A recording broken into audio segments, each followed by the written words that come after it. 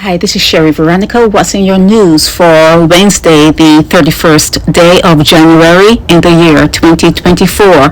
Marshall Cattle, your Trident card worries, maybe it's put to an end for now. You have Corey Lane in your news. You have CIBC and Mia Motley in your news. You have Senegal's president Macky Sall in your news. Just going through, I put a whole lot of video. Oh, you have Kiki Billions in your news. Going through, I put a whole lot of standalone videos out there for you to look at. They're here too. And I want to thank you for coming to YouTube. I want to thank you for liking, sharing, commenting. I want to thank you for subscribing to my YouTube channel. I share information. Hopefully I'm getting good information. Hopefully you have it within you to be truthful when you send me information so that we get the truth out there. Tomorrow is Thursday. If all goes well, I'll see you tomorrow. Have a wonderful day.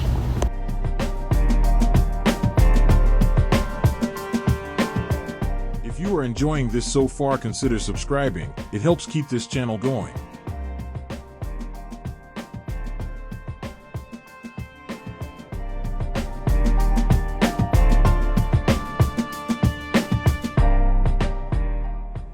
Hi, this is Sher Veronica. Jario Muray is only 21 years old. He'll be 22 sometime this year, but at this moment, he is only 21 years old, and he's been at it from the time he was 16 and before, because his mother, this is him here, Jadario, okay?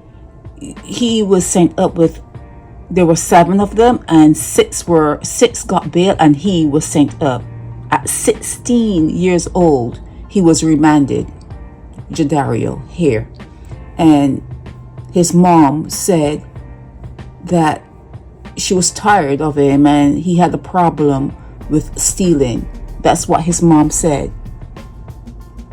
Okay? And the magistrate said that he needed to find out more about Jadario, and Jadario's attorney at that time said that he was too young to be sent up to Hotel St. Philip. And then his mom said, well, he has a problem. Here it is. He has a problem. He has a problem with stealing. And the judge sent him up. The mom says that he doesn't listen to her rules. And she's not coming. And I don't have time for this nonsense. Oh, okay, she's saying that she doesn't have time for the nonsense, and if he's not listening, she's going to revoke bail. Okay, he was sent up at 16 years old. That's what I'm trying to say to you here. Okay, this is him here. This is him over here. This is him here. Okay, so he's been in the system for a very long time. Okay, he's been in the system for a very long time. So the judge here is telling him, pick better friends. Pick better friends. Okay, and he's talking about he's changing, and from today he's changing. Where did he say that? See, here it is. I changing from now. Okay, sir. Okay, he got 2.5 years. He said that he saw someone that unfair to him when he was at Hotel St. Philip, so he just fire off into a house where he saw the guy going into. It's crazy. That was crazy. No one got hurt, and that was the only thing that saved him, because no one got hurt when he did what he did. But 21 years old, and he started as a child, and he got before the court at 16. So you have your say, have your say. I know you think people change and, everything's going to be hunky-dory when he gets out. Nope. No. Jadario has had a hard life. He has had a hard life, and it shows in his behavior. It actually probably shows on his face. This is a teenager. His face. Okay. So he was sent up. He pled guilty, and he has to spend 2.5 more years at Dodds at your hotel, St. Philip. Okay. This is Sher Veronica.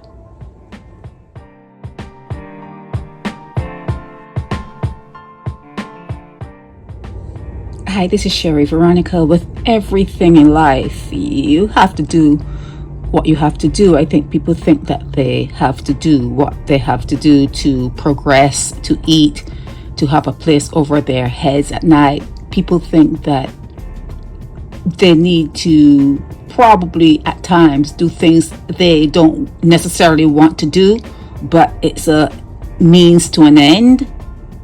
People think that way. And sometimes when you get to the end and you look back, you realize, I could have done it on my own. I could have done it differently. I could have done it had I taken this road or that road. You realize once you have done what you did that you could have done it differently. You didn't need to be that person. You didn't need to go to those lengths. You didn't need to do what you did.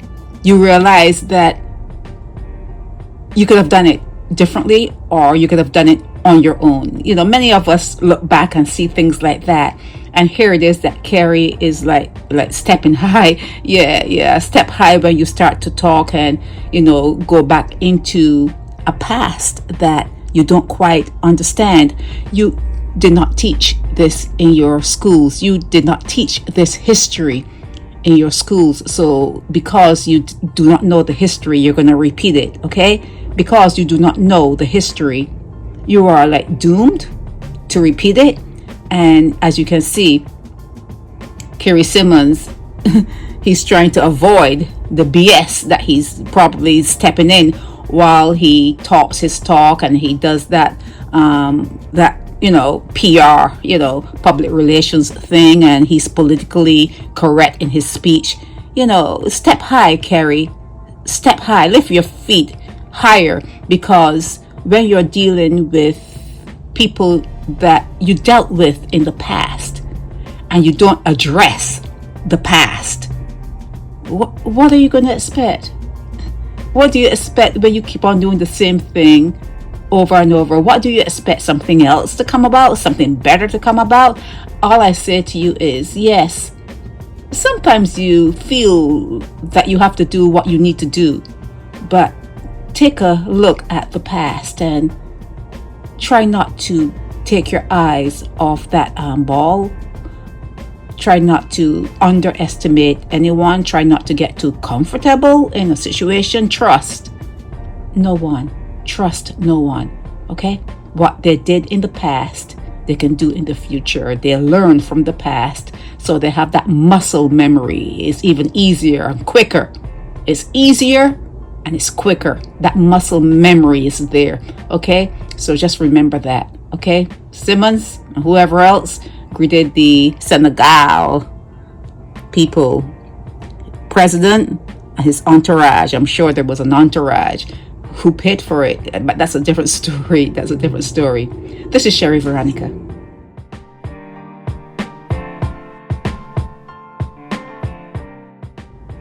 Hi, this is Sher Veronica. There's a saying, it takes a thief to know a thief. Okay, there's a saying, they say that, okay, that's an adage, okay, it takes a thief to know a thief. And sometimes people say, well, if you want to know what a thief is going to do, and if you want to know how they're going to impact your business, you have to start to think like a thief. You have to start to think like them. You have to know them to the point that you have to start to outthink them. Okay, so this anti-crime help, and this your minister right here, and he's talking about the peace program to assist businesses amid concerns about robberies. When he said that, the first thing that came to my mind was, it takes one to know one. It takes a thief. You have to bring yourself down to that level. Corey Lane, right? Corey, and you have to you have to meet these people where they are. And we all know that the peace program is outfitted with people who have matters before the court, people who are ex-convicts, people who are looking at the money in a strange way, you know, trying to figure out, well, how can I get some of this for me and my girl or whatever. We know who make up the peace program. So maybe he has a point. Maybe the peace program can assist businesses when it comes to these sort of things, because it takes a thief to know a thief and to outthink a thief. You know, you understand where I'm going with this, right? This is Sher Veronica.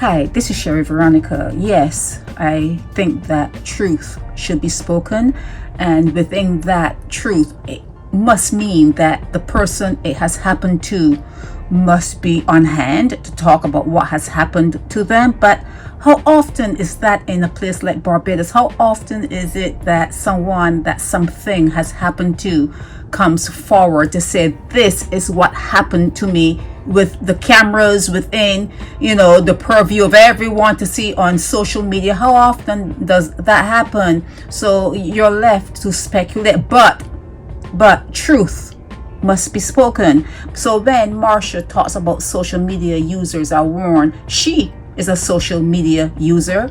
She works for the government, and the government puts out a lot of lies. The government puts out a lot of propaganda. Many things that are spoken there don't really happen. A lot of things that the government signed off on when they go to other nations and they sit there and they say, oh yeah, we're gonna do this and we're gonna sign on to this when we get back to Barbados. It never happens. It never happens. Okay, so are you warning yourself? Barbados today, they're on social media. Nation News, they're on social media. You know how many people say that the Nation News did not accurately represent them when the story was put in the paper? Do you know how often that happens? Do you know how often a name is misspelled in Barbados today? Okay, you know, you can misspell it and someone else could be named in that misspelling, and you know, people are pointing at the wrong person. Do you know how often photos are not given when a story is given, so that people know exactly who you're talking about? Do you know how often that happens? Yes. Social media users, which would include the government of Barbados, should be warned. And who tells more lies than a government? Who would put out more untruths than a government? Okay, they tell lies, and then those lies would also encompass people who sit in positions to give decisions. You know, positions to give decisions, like the justices and the magistrates. And how often are those people, when they know someone, they can swing a decision in a certain way, and that reaches social media? The people that it has affected, they have an opinion, they feel a certain way, and they must talk about it. But you cannot know that the judge or the magistrate was actually bought off. You didn't see it happening, but you know that something went down. It's like seeing a pregnant woman. You didn't see her doing it. You didn't see it, but the belly is there to show you they did it. So sometimes you don't actually see something happening, but you can infer from other things that something will have happened for whatever you're seeing to have happened. Okay, so but getting back to what she's saying, in the whole sense of the you have to look at the tenant, and you have to look at the motive behind things that are said. You have to look at the intent. And yes, you want people to be truthful. You will say whatever you say to the best of your ability. Do that. And even in court, even when you go into court systems, a witness may see something, and 4 years later their memory is shot. They don't quite remember. And when you don't remember, you fill in the areas that you don't really remember what happened. You kind of fill in the gaps, and that filling in lies. It's lies. You don't mean to lie, but it's happening. And even when 4 years have not passed, let's say that you witnessed something, you think you witnessed something like right there and then, someone else next to you could have seen something different. The one standing on the other side of you could have seen something different angles. You see different things, and chances are what you thought you saw, you're not all correct. Your eyes are actually fooling you. Okay, so we talk about truths, but you have to say to the best of your ability, to the best of your ability. And witnesses are the worst. Witnesses, people who say they witnessed something, they're actually the worst. You know, that I'm not talking about what they heard, this firsthand, from their point of view, it's firsthand. They are the worst. Okay, so yes, you want social media truths, but we all know that when you put that hand on the Bible and you raise your hand, you know, and swear to God you're going to tell the truth, that truth is coming from your point of view, and your point of view is swayed. You forget things. You don't certain things don't even register in your brain. You may not even know the intent. Something may have happened and what started it, but you may just see the end result, and you fill in the blanks. Okay, I saw him doing that, blah blah blah, but you don't really know. No one really knows. Okay, yes yes, you want people to speak the truth to the best of their ability, to the best of their ability, but the best of anyone's ability is flawed. The best of anyone's ability is flawed. Even Marsha Cadell standing up there and talking about social media users are being warned. She is in the paper. The paper is on social media, and she has to watch what she's telling to the people via the Mia Mottley administration, and how true what she's saying is. The veracity of everything that comes out of her mouth, is she checking on everything that is being said by her. Everyone is subjected to being warned. Everyone, even Marsha Cadell. Even Marsha Cadell. Sher Veronica.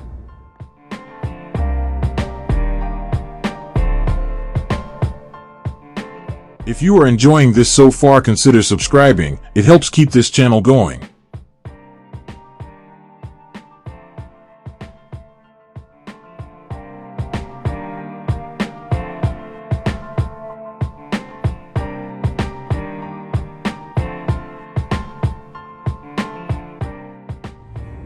Hi, this is Sher Veronica. This is perceived. This is something that is perceived. And I think that because Barbadians, for the most part, they speak with a whisper, that goes a long way in calming people. It's almost beguiling in a way that they speak so softly. I don't know if you've ever been to the bank and you have to engage your ears and your eyes. You have to watch the lips of the people in the bank when they speak, because it's all whispered. It's like the Matrix movies. I don't know if you've watched them, but when they spoke, that the whole series, the whole trilogy was whispered. When Smith said it's me, he wanted it all. He wanted to own everything. It was whispered. Even when he was shouting, when Neil kept getting up and he asked him, why do you persist? why do you get up? And Neo said, I choose to. Even when Neo was asserting himself with a fight that went into different galaxies, different timelines, and Neo asserting himself when he said, I choose to get up. It was whispered. Okay, the Matrix movie, the movies were whispered, and there was something very enticing about those movies. I'm telling you, Barbadians have a whisper down to perfection. It's not that the other countries are so bad. It's that Barbadians are good at what they do. They will still take your money with a whisper. They will still do whatever they need to do to you with a whisper, unless you get them to the point where they have to shout, and then they tell you about who you came from and where to go, and do what to who. But most of engagement in Barbados is a whisper. Okay, it's very easy to think that someone who speaks like that are non-threatening. It's very easy to feel comforted. It's very easy to feel engaged by a whisper. You think that the person behind that whisper doesn't have a fight. And a lot of people think that, but the new ones coming up, the new people, the new kids coming up, that whisper is not going to be there for long. I am seeing it. I'm hearing it. The whisper is going to be taken away from you with the new children coming on board, the new set of people, the XYZ, whatever generations coming up and coming on board. It's going to be a new day. But this is perceived. Barbados being least corrupt country in the Caribbean is a perception, and I think that perception is primarily because of that whisper and the fact that it is a service industry. That's where they make their money, and they have to be nice to people. And being nice to people, you find yourself bowing, but you don't see yourself bowing, but you're actually doing it with the whisper. It's beguiling. Okay, there's nothing that's happening in the other countries that you're not going to find in Barbados, but much of it does not reach the news. Many things do not reach the news. It's a secretive society with a whisper, very secretive. But I'm telling you, every other island in the whole chain of islands, they all came from the same places. They all went through the same things. Okay, it's something that is there in Barbados, but it is whispered. Sher Veronica.